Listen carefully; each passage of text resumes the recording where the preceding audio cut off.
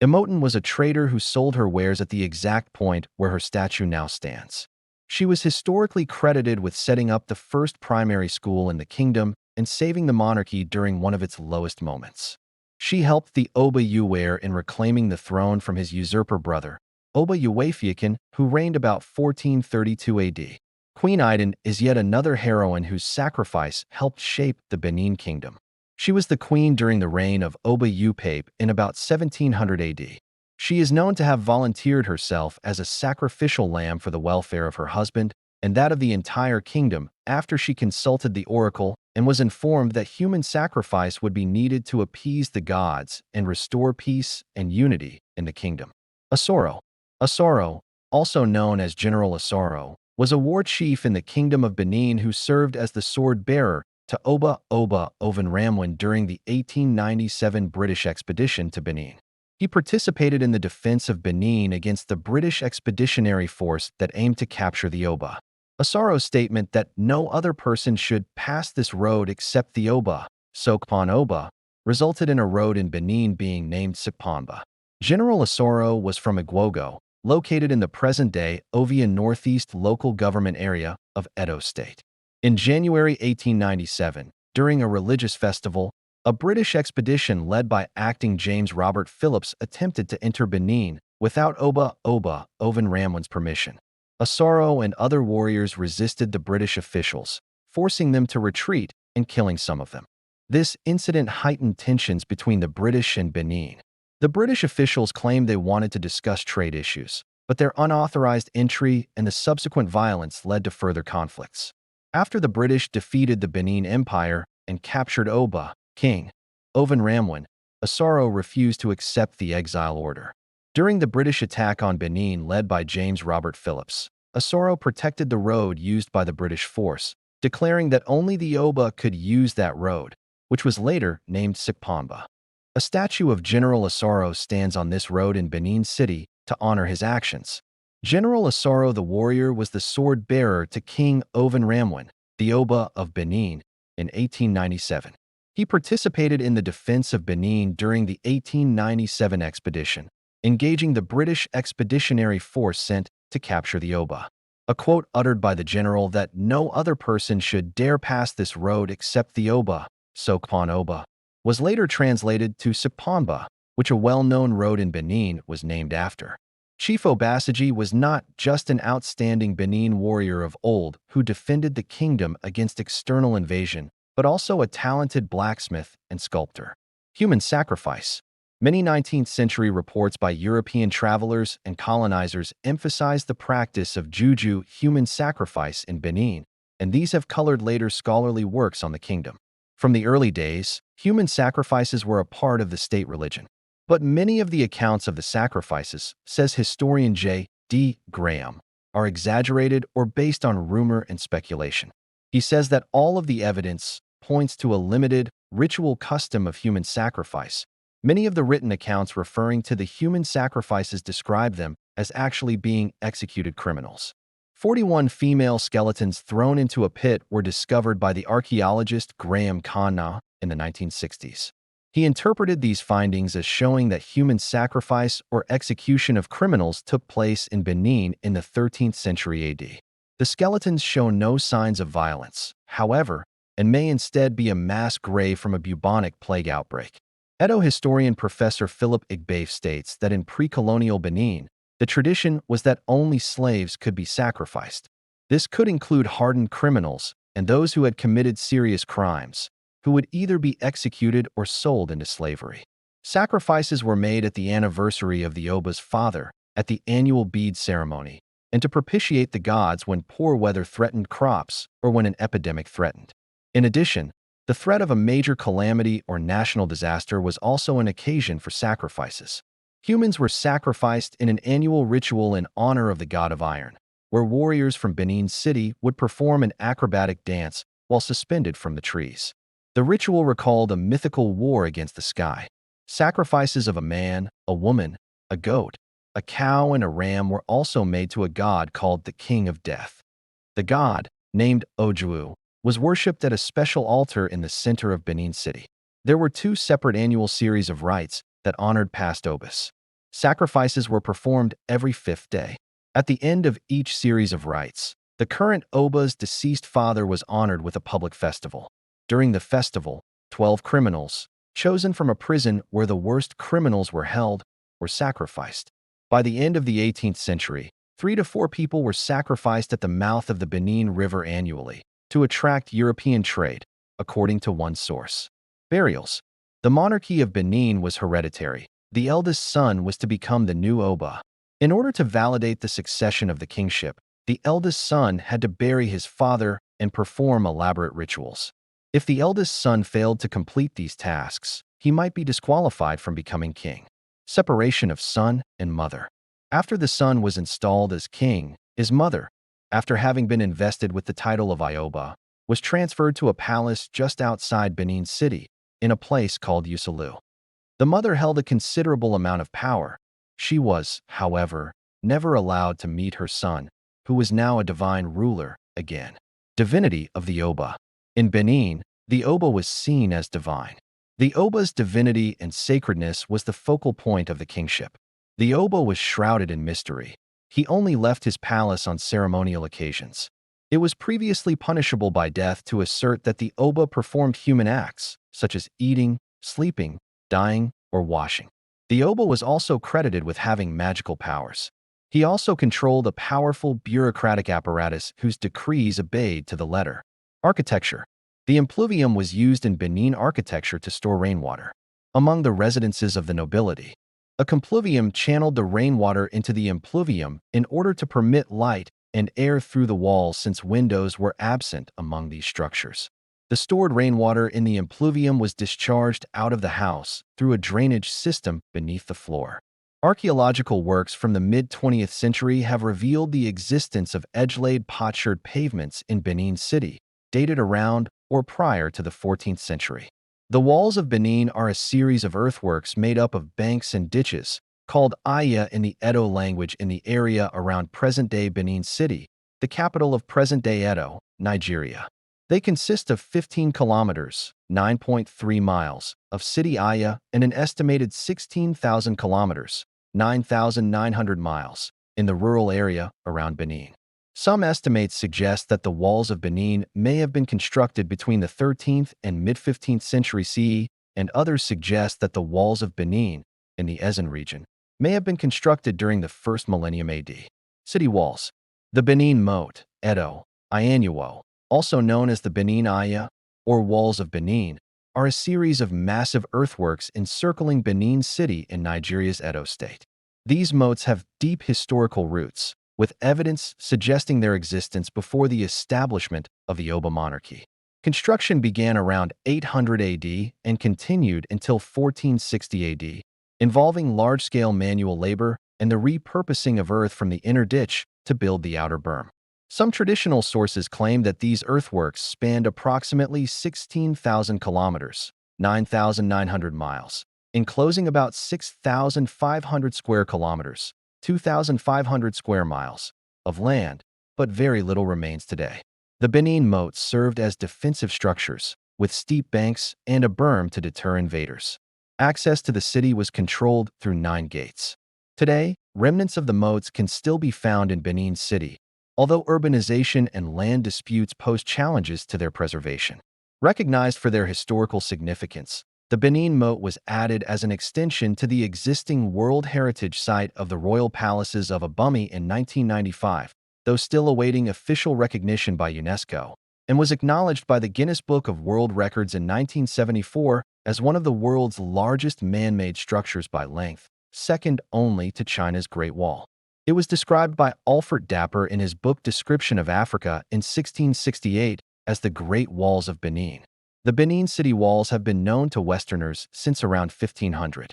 Around 1500, the Portuguese explorer Duarte Pacheco Pereira briefly described the walls during his travels.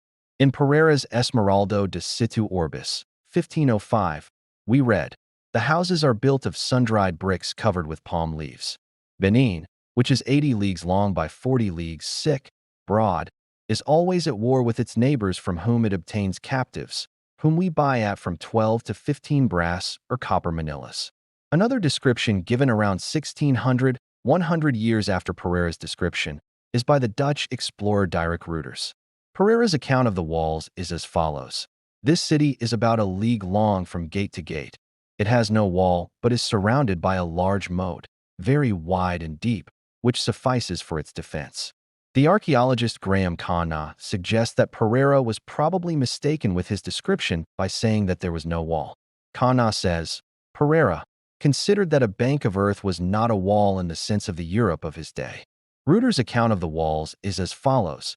At the gate where I entered on horseback, I saw a very high bulwark, very thick of earth, with a very deep broad ditch, but it was dry and full of high trees. That gate is a reasonably good gate, made of wood in their manner, which is to be shut, and there is always a watchholder. Benin, in 1897. Estimates for the initial construction of the walls range from the first millennium to the mid-15th century. According to Kana, oral tradition and travelers' accounts suggest a construction date of 1450 to 1500. It has been estimated that assuming a 10-hour workday, a labor force of 5,000 men could have completed the walls within 97 days, or by 2,421 men in 200 days. However, these estimates have been criticized for not taking into account the time it would have taken to extract the earth from an ever-deepening hole and the time it would have taken to heap the earth into a high bank. It is unknown whether slavery or some other type of labor was used in the construction of the walls. The walls were built of a ditch and dike structure. The ditch dug to form an inner moat with the excavated earth used to form the exterior rampart. The Benin walls were partially demolished by the British in 1897 during their 1897 punitive expedition. Scattered pieces of the structure remain in Edo, with the vast majority of them being used by the locals for building purposes. What remains of the wall itself continues to be torn down for real estate developments in Nigeria. Fred Pierce wrote in New Scientist. They extend for some 16,000 kilometers in all, in a mosaic of more than 500 interconnected settlement boundaries. They cover 2,510 square miles, 6,500 square kilometers, and were all dug by the Edo people. In all, they are 4 times longer than the Great Wall of China and consumed 100 times more material than the Great Pyramid of Cheops. They took an estimated 150 million hours of digging to construct and are perhaps the largest single archaeological phenomenon on the planet. Ethnomathematician Ron Eglash has discussed the plan layout of the city using fractals as the basis, not only in the city itself and the villages, but even in the rooms of houses. He commented that, when Europeans first came to Africa, they considered the architecture very disorganized and thus primitive. It never occurred to them that the Africans might have been using a form of mathematics that they hadn't even discovered yet. Military operations relied on a well-trained, disciplined force. At the head of the host stood the Oba of Benin. The monarch of the realm served as supreme military commander. Beneath him were subordinate generalissimos, the Izomo, the Ias, and others who supervised a metropolitan regiment based in the capital and a royal regiment made up of hand-picked warriors that also served as bodyguards. Benin's queen mother, the Ioba, also retained her own regiment, the Queen's Own. The metropolitan and royal regiments were relatively stable semi-permanent or permanent formations. The village regiments provided the bulk of the fighting force and were mobilized as needed, sending contingents of warriors upon the command of the king and his generals. Formations were broken down into subunits under designated commanders. Foreign observers often commented favorably on Benin's discipline and organization as better disciplined than any other Guinea nation, contrasting them with the slacker troops from the Gold Coast. Until the introduction of guns in the 15th century, traditional weapons like the spear, short sword, and bow held sway. Efforts were made to reorganize a local guild of blacksmiths in the 18th century to manufacture light firearms, but dependence on imports was still heavy. Before the coming of the gun, guilds of blacksmiths were charged with war production, particularly swords and iron spearheads. In addition, crossbowmen formed a specialized unit of the Benin army. Archers and crossbowmen were trained in target and field archery. In 1514 or 1516, the Oba of Benin seized a Portuguese bombard for use. Benin's tactics were well organized, with preliminary plans weighed by the Oba and his subcommanders. Logistics were organized to support missions from the usual porter forces, water transport via canoe, and requisitioning from localities the army passed through. Movement of troops via canoes was critically important in the lagoons, creeks, and rivers of the Niger Delta, a key area of Benin's domination. Tactics in the field seem to have evolved over time. While the head-on clash was well known, documentation from the 18th century shows greater emphasis on avoiding continuous battle lines and more effort to encircle an enemy, Ifeanyaku. Fortifications were important in the region, and numerous military campaigns fought by Benin's soldiers revolved around sieges. Benin's military earthworks are the largest of such structures in the world, and Benin's rivals also built extensively. Barring a successful assault, most sieges were resolved by a strategy of attrition, slowly cutting off and starving out the enemy fortification until it capitulated. On occasion, however, European mercenaries were called on to aid with these sieges. In 1603-04, for example, European cannon helped batter and destroy the gates of a town near present-day Lagos, allowing 10,000 warriors of Benin to enter and conquer it. As payment, the Europeans received items, such as palm oil and bundles of pepper. The example of Benin shows the power of indigenous military systems, but also the role outside influences and new technologies brought to bear.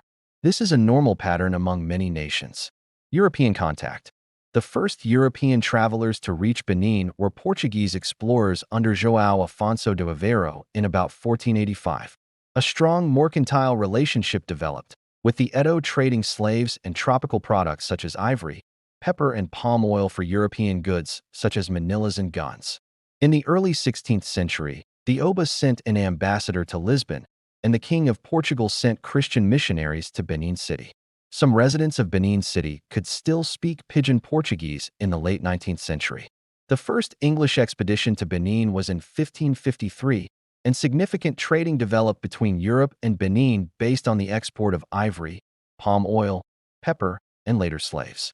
Visitors in the 16th and 19th centuries brought back to Europe tales of Great Benin, a fabulous city of noble buildings, ruled over by a powerful king.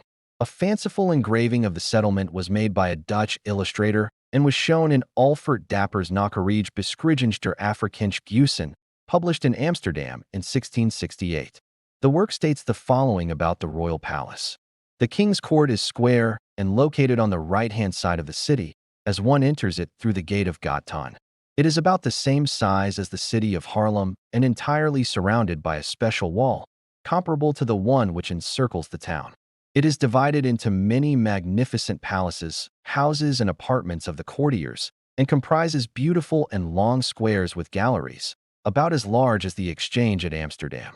The buildings are of different sizes, however, resting on wooden pillars, from top to bottom lined with copper casts, on which pictures of their war exploits and battles are engraved.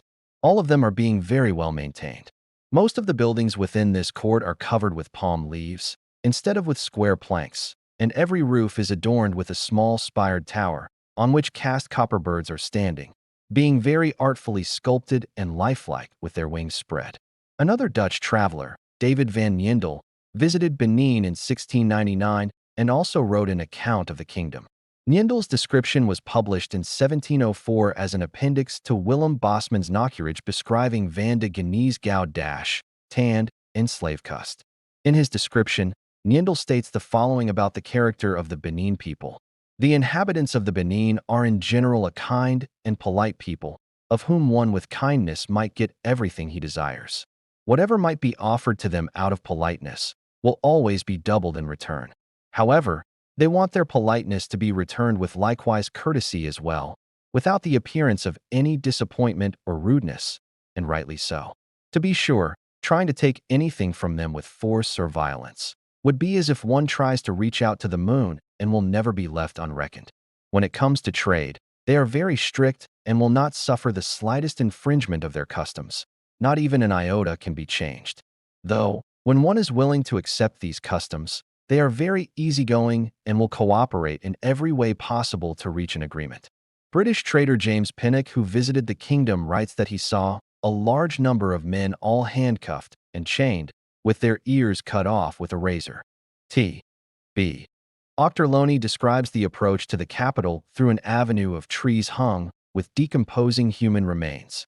After the Lane of Horrors came a grass common, thickly strewn with the skulls and bones of sacrificed human beings.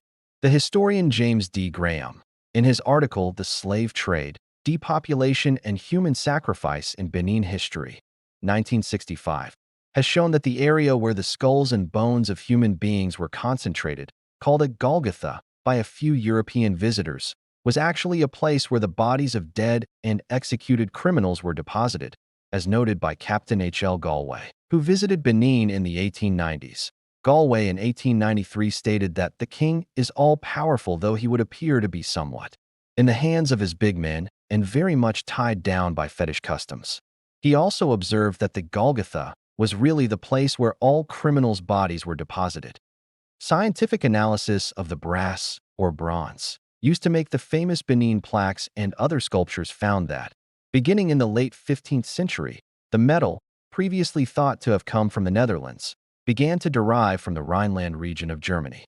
At that time, the brass was exported from Germany in the form of ring-shaped ingots, which were used as currency in the transatlantic slave trade, bought from the Portuguese and incorporated by the people in Benin as a metal source in sculpture, and subsequently melted down in Benin to produce Benin Bronzes. Imagine a city with walls longer than the Great Wall of China, a kingdom whose artists mastered metal so perfectly, their work stunned the most powerful empire on earth. And yet, this place was burned, looted, and almost erased from history. The Kingdom of Benin, Africa's lost empire. In the heart of what is now southern Nigeria, around the 11th century, a new power began to rise, the Kingdom of Benin. Led by kings known as Obas, this empire built a capital city so organized, it had streetlights fueled by palm oil, thriving markets, and advanced urban planning that put much of medieval Europe to shame.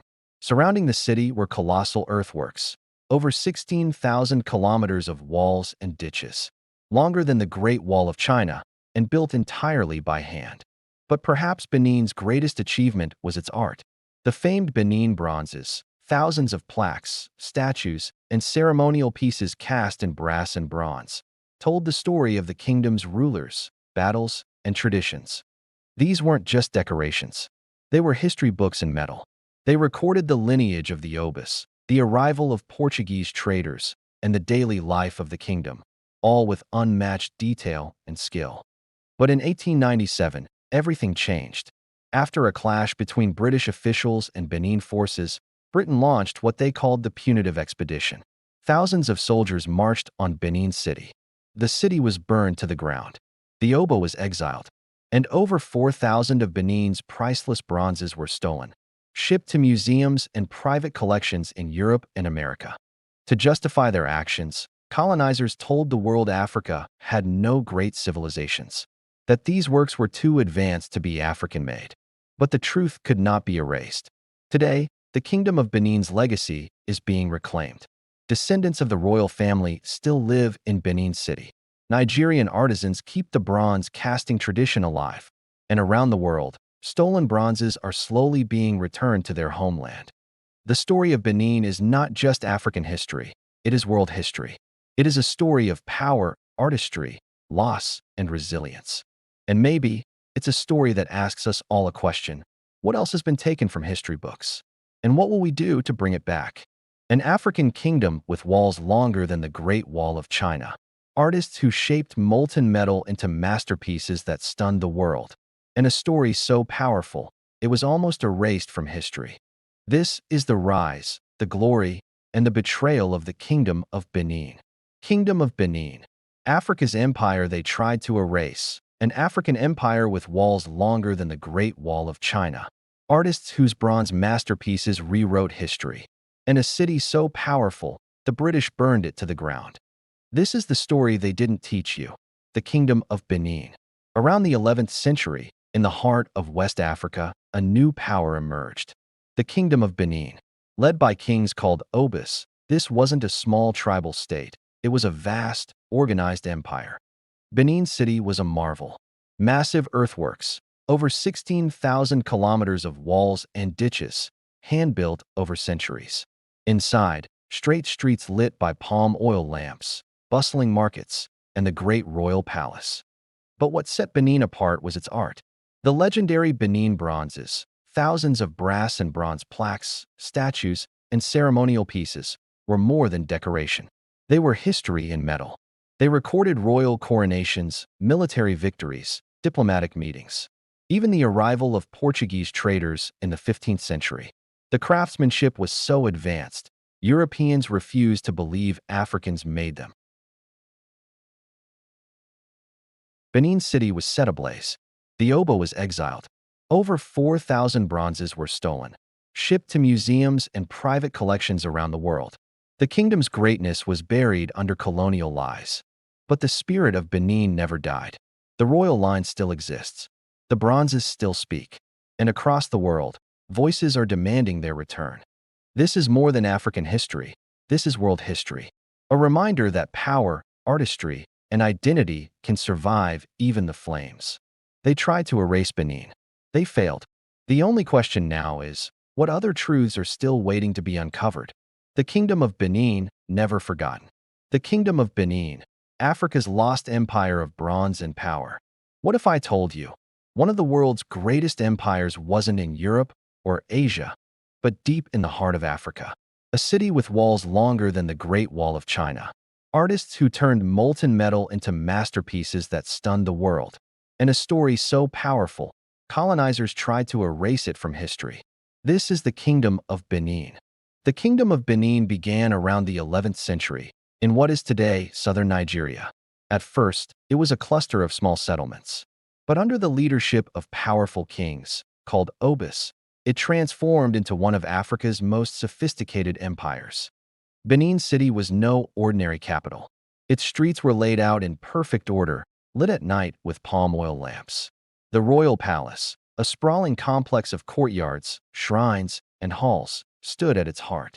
Surrounding it all were monumental earthworks, ditches and walls stretching over 16,000 kilometers, longer than the Great Wall of China, and all of it built by hand. This wasn't a hidden village. This was a superpower. By the 15th century, Benin was flourishing. Its wealth came from palm oil, ivory, pepper, and later, its control of trade routes. When Portuguese explorers arrived in 1485, they were astonished by what they saw. One European wrote, "The city is large and well-ordered, with broad streets and great markets." They couldn't believe such sophistication existed in Africa. Benin's Obas quickly understood the power of diplomacy. They traded with Europe, but on their own terms. But perhaps the greatest treasure of Benin was its art, the Benin Bronzes. Thousands of plaques, statues, and ceremonial pieces cast in bronze, brass, and ivory. These were not trinkets. They were historical records. Each plaque told a story of battles fought, kings crowned, and foreign visitors welcomed. The level of detail and skill shocked even the Europeans. The perspective, the realism, the casting technique, centuries ahead of its time. So advanced, in fact, that when British soldiers first saw them, they claimed Africans couldn't possibly have made them. But they did. The fall. In 1897, everything changed. After years of rising tensions, Britain launched what they called the Punitive Expedition. Their goal, to destroy Benin once and for all. Thousands of troops stormed Benin City. The palace was looted. The city burned. The Oba was captured and exiled. And over 4,000 bronzes were stolen, shipped to museums and private collections across Europe. To cover their crime, colonizers spread a lie that Africa had no great civilizations, that Benin's art was too sophisticated to be African-made. The legacy. But history cannot be erased. Today, Benin's descendants still keep its traditions alive. The royal dynasty continues. Artisans still practice the ancient craft of bronze casting. And around the world, calls grow louder for the stolen bronzes to be returned home. Bit by bit, the treasures are coming back. And with them, the truth of a kingdom the world tried to forget. The Kingdom of Benin was more than an empire. It was proof that Africa's history is rich, complex, and brilliant. And it raises one haunting question. If they could erase Benin from history, what else have we been made to forget? The Kingdom of Benin, never forgotten. They built walls longer than the Great Wall of China, created bronze art so advanced, Europeans thought it was impossible. And then, the British burned their city to the ground. This was the Kingdom of Benin. a superpower erased from history books. But the truth is rising again, and the bronzes are finally coming home. Erased empire, stolen legacy, hidden power. The lost empire of Benin, Africa's hidden masterpiece. Deep in the heart of West Africa, where the forests whisper secrets and the earth remembers ancient footsteps, there once stood a kingdom so advanced, so artistically brilliant, that European explorers could hardly believe their eyes. This is the story of the Kingdom of Benin, not to be confused with the modern-day Republic of Benin, but a civilization that flourished in what is now southern Nigeria. A kingdom of bronze, blood, and brilliance. The rise of a kingdom. Founded around the 11th century, Benin began as a cluster of villages ruled by elders. But everything changed when the Edo people invited a prince from the neighboring Yoruba kingdom of Ife to lead them. His name? Oramian. From his lineage came Yuka I, the first Oba of Benin, a divine king whose descendants would rule for centuries. Under their leadership, Benin transformed into a centralized, powerful state. Power, politics, and the Oba. The Oba wasn't just a ruler. He was a god on earth. His word was law. His palace, a sprawling complex of red earth and sacred bronze, was the beating heart of the empire. Benin's political system was sophisticated, with councils, guilds, and a bureaucracy that rivaled any in Europe. And its military? Fierce, disciplined, and feared across the region. The art of immortality. But what truly set Benin apart was its art. The Benin Bronzes, intricate plaques and sculptures cast in brass and ivory, told stories of kings, battles, and rituals. They were more than decoration. They were history, frozen in metal. European visitors in the 15th century were stunned. How could an African kingdom produce such masterful work? The answer: centuries of innovation, spiritual devotion, and a guild system that passed secrets from generation to generation. The fall, fire and loot. In 1897, everything changed. After a diplomatic misunderstanding, British forces launched a brutal punitive expedition. They razed Benin City to the ground, looted thousands of bronzes, and exiled the Oba. It was one of the most devastating cultural thefts in history. Today, those stolen artifacts sit in museums across Europe, silent witnesses to a forgotten glory. Legacy and rebirth. But Benin is not gone. Its legacy lives on in the Edo people, in the surviving royal lineage, and in the global movement to return its stolen treasures. The Kingdom of Benin was not a footnote in history. It was a masterpiece, and the world is finally beginning to remember. In the silence of museums and the whispers of the forest, Benin speaks. Are we ready to listen? Like, share, and subscribe for more untold stories from history's hidden corners. Drop a comment below. What do you think should happen to the Benin Bronzes? What are the Benin Bronzes? The term Benin Bronzes refers to thousands of intricately crafted metal plaques and sculptures produced by the Edo people of the Kingdom of Benin in present-day Nigeria. Despite the name, many of these works are made from brass, not bronze, and also include ivory, wood, and other materials. Artistic and cultural significance. Royal Commission. These artworks were created by the Guild of Benin Bronze Casters, a hereditary guild that worked exclusively for the Oba, king. Their workshop was located on Eigen Street in Benin City. Palace decoration. The most iconic pieces, cast brass plaques, once adorned the walls of the royal palace. They depicted scenes of court life, military exploits, rituals, and interactions with Europeans. Spiritual role. Many bronzes were used in ancestral altars and ceremonies to honor past Obas and queen mothers. They played a key role in validating the accession of new rulers. Craftsmanship and innovation. Technique. The bronzes were made using the lost wax casting method, a sophisticated technique that allowed for intricate detail and lifelike representation. Influences. The Benin bronze tradition may have been influenced by the older kingdom of Ife, known for its naturalistic sculptures. Golden Ages. Artistic excellence peaked during the reigns of Oba Esigi, circa 1550, and Oba Arasoyan, 1735 to 1750, when the craftsmanship reached its zenith. Colonial loot and global dispersal. 1897 British invasion.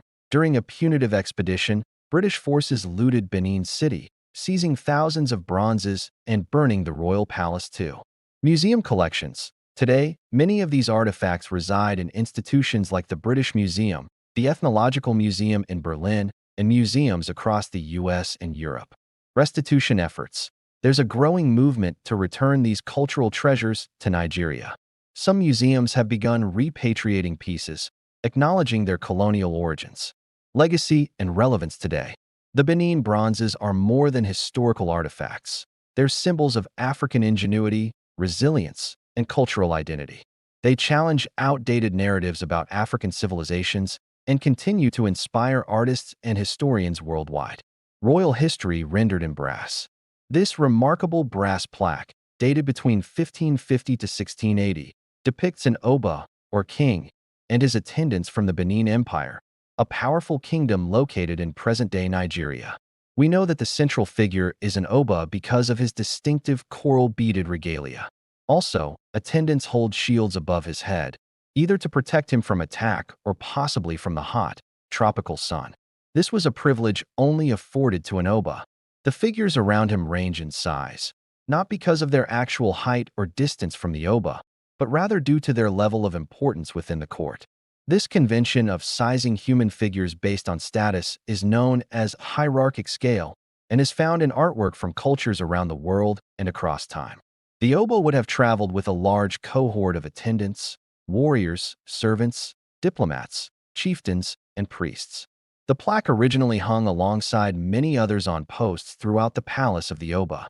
The order of their placement on these posts would have told the history of the royal lineage of Benin's Obas, who traced their dynasty all the way back to Aranmian, whose son was the first Oba of Benin.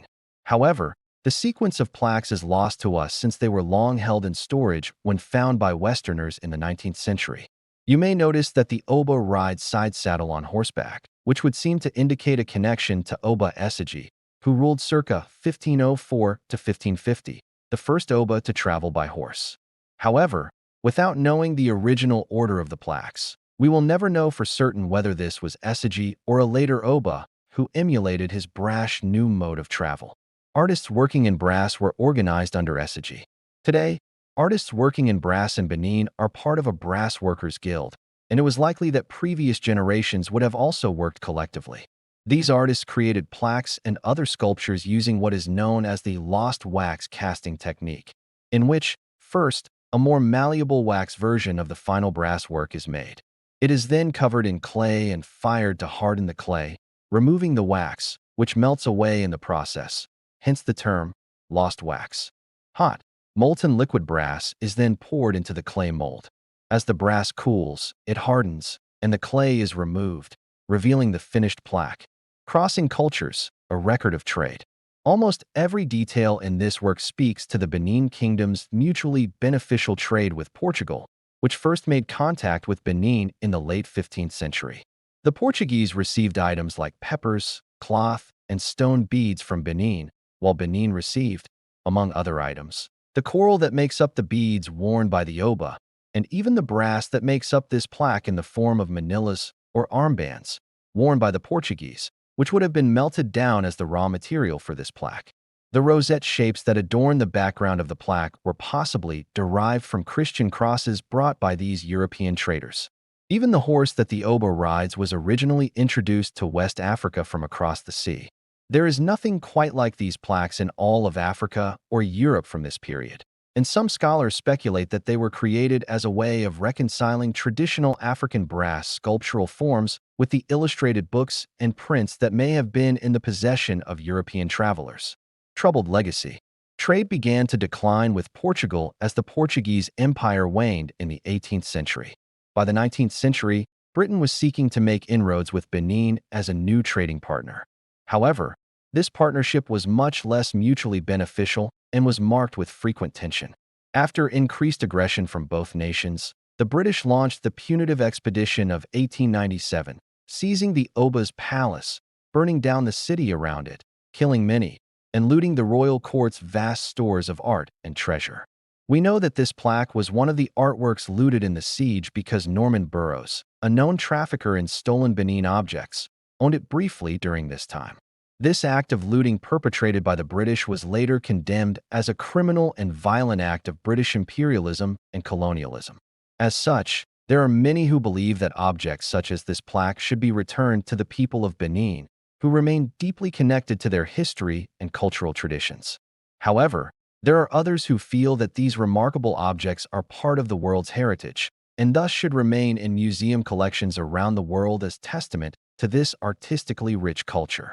Backstory: a consortium of European museums called the Benin Dialogue Group, formed in 2007, has been meeting with representatives from Nigeria to discuss issues around repatriation. Their hope is to establish a system of rotating loans of artworks to Benin City, though the security and guaranteed return of the objects is a point of ongoing discussion, set to continue at a conference in 2018. The consortium includes representatives from the British Museum and Berlin's Humboldt Forum, two of the institutions that hold the largest collections of objects from Benin. Other members of the group include museums in Cambridge, Vienna, Stockholm, Leiden, Leipzig and Dresden, Oxford, Hamburg, and London. Museums in the United States and France, which also hold significant numbers of Benin artworks, have yet to become formally involved, though some, such as the Musée du Quai Branly-Jacques Chirac in Paris, have been approached directly with restitution claims from Nigeria. The ongoing dialogue between museums and nations from which important objects, like those from Benin, were forcibly removed, highlights the complexities of the current, post-colonial world. Should formerly colonized areas be repaid for the damage inflicted on them by colonial powers? Who is responsible for doing so, and how? Who has the ethical right to the ownership, display, and preservation of these important pieces of cultural heritage? The formation of consortia like the Benin Dialogue Group is a significant first step towards resolving some of these thorny and pressing questions. In the heart of West Africa, a powerful kingdom rose from the rainforests. Its capital was a sprawling, meticulously planned city of palaces, markets, and advanced infrastructure. Its artisans created masterpieces that would astound the world, and its rulers commanded a vast and wealthy empire.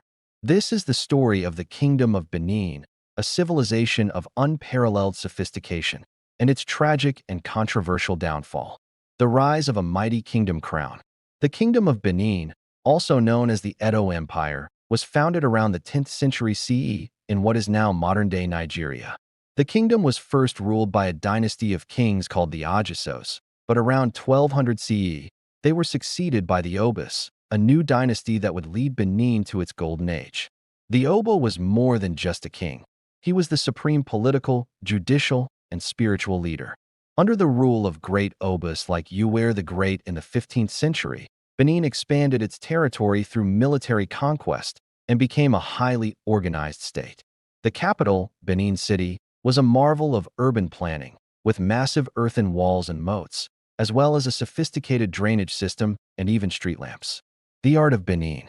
But the true soul of the kingdom was its art. Benin's craftsmen were organized into hereditary guilds, with the most celebrated being the brass casters.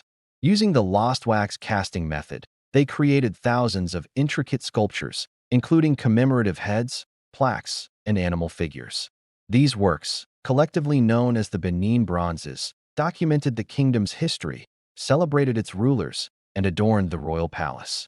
They are considered some of the finest artworks ever produced in Africa, demonstrating a level of technical and artistic mastery that challenged European perceptions of African art at the time. European contact and trade.